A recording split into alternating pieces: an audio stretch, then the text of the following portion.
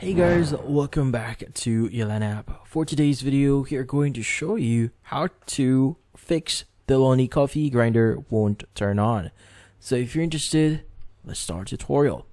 So first is we need to clean the switch. So first make sure to disconnect the grinder from the power source to ensure safety. Now take a fine brush and gently clean any coffee grounds from around the switch. So this helps remove any debris that might be causing issues.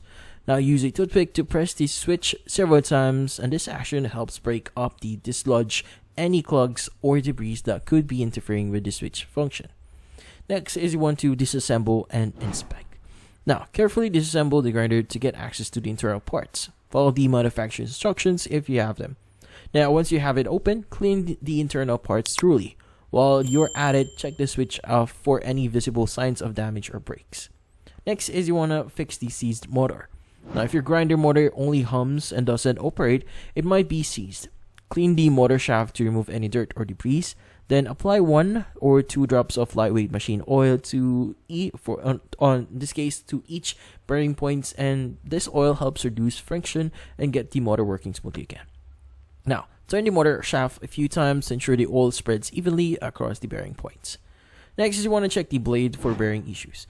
Look closely at the grinder blades and bearings. Check for any bent damages or missing bearings. If you find any damage, you need to replace the affected parts. Bent blades or lost bearings can prevent the grinder from working properly. And that's about it.